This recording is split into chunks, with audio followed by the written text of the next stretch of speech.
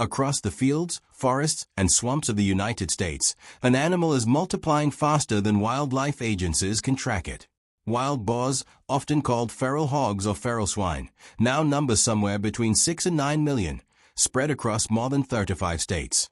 They tear up farmland, wreck fences, spread disease, and cause billions of dollars in damage every single year. And yet, despite this overwhelming supply of free-roaming meat, almost nobody in America eats them. It seems like an obvious solution sitting in plain sight. A country that loves bacon, pulled pork, and barbecue ribs is surrounded by millions of pigs it refuses to put on the dinner table. The explanation turns out to be far more complicated than simple squeamishness, and it touches on history, biology, law, and culture all at once. The roots of the problem go back nearly 500 years, long before anyone imagined feral hogs as a modern crisis. Spanish explorers, including Hernando de Soto, brought domestic pigs to North America in the 16th century as a portable food source. Some of these animals escaped or were deliberately released, and their descendants gradually spread through the southeastern wilderness. Centuries later, in the early 20th century, a second wave arrived when Eurasian wild boars were imported for sport hunting on private game preserves. Inevitably, some of those animals broke through fences too. Over time, escaped domestic pigs and imported wild boars interbred, producing the hardy, intelligent, fast-reproducing hybrid that now roams so much of the country. This mixed ancestry is part of why feral hogs are so difficult to eliminate. They combine the survival instincts of a wild animal with the size and fertility of a farm animal. Biologically, feral hogs are almost perfectly designed to overwhelm any control effort. A single sow can begin breeding before she is even a year old, and she can produce 2 litters annually, each containing anywhere from 4 to a dozen piglets. Under good conditions, a small founding population can multiply many times over in just a few years. Wildlife biologists often say that hunters and trappers would need to remove roughly 2/3 of the population every single year just to keep numbers from growing, and in most regions actual removal rates fall far short of that. The result is a population that can absorb heavy hunting pressure and still expand. The financial toll of this expansion is staggering. Feral hogs are estimated to cause well over $1 billion in agricultural damage nationwide each year, and some estimates run considerably higher once you include the cost of repairing levees, golf courses, cemeteries, and suburban lawns. Their feeding style is uniquely destructive because they do not simply graze like deer or elk. Using their powerful snouts, they root through the top layers of soil searching for roots, grubs, and bulbs, leaving fields that look as if they have been plowed overnight. This rooting behavior destroys crops, damages irrigation equipment, accelerates soil erosion, and can permanently alter the composition of pastureland. In states like Texas, Oklahoma, and Georgia, some farmers report losing entire sections of a field in a single week to a determined sounder of hogs. Given the scale of the damage, it would seem logical to treat these animals as a harvestable resource rather than a pure liability. Hunting them is, after all, legal in most states, and in places like Texas there is no closed season and no bag limit on private land.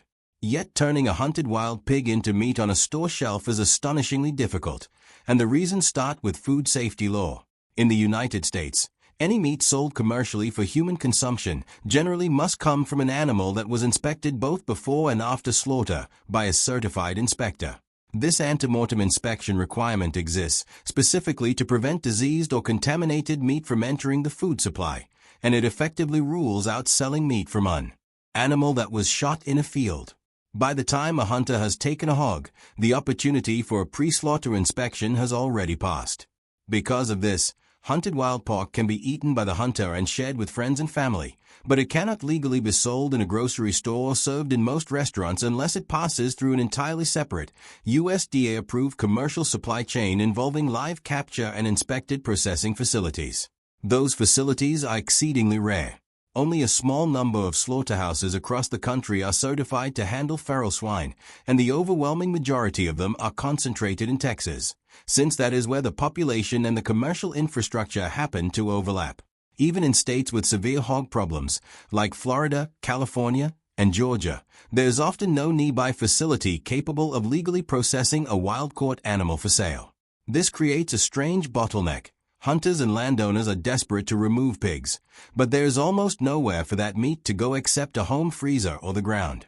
Building new certified facilities is expensive, and because the supply of feral hogs is inconsistent in both volume and quality, there is little financial incentive for investors to take the risk.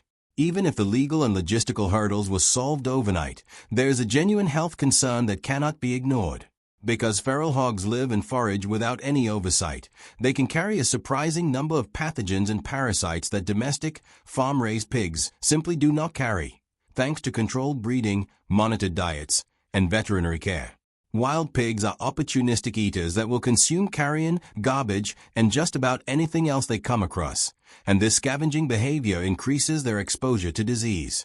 Researchers have documented dozens of illnesses that feral swine can potentially transmit to humans, livestock, or other wildlife, including brucellosis, a bacterial infection that causes fever and joint pain, and trichinosis, a parasitic disease caused by roundworms that can trigger severe muscle pain if the meat is undercooked. Feral hogs have also tested positive for strains of swine influenza, and they are frequently cited as a concern for the spread of diseases like pseudorabies among both wild and domestic animal populations.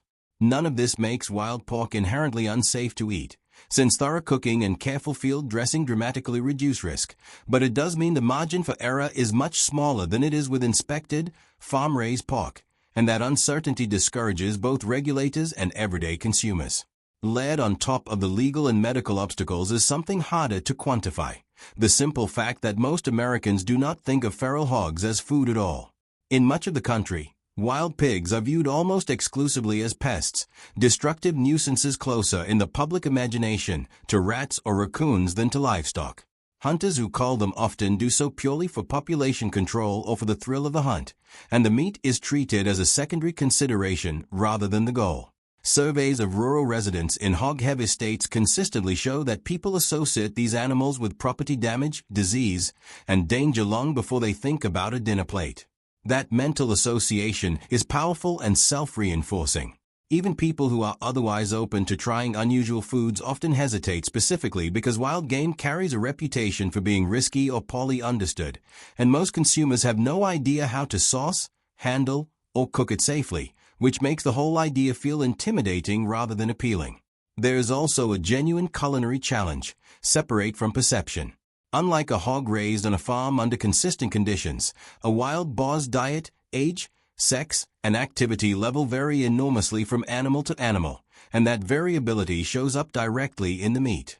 An older, uncastrated male can develop what is sometimes called boar taint, an unpleasant odor and flavor caused by hormonal compounds that build up in the muscle tissue, often described as sour or barnyard-like.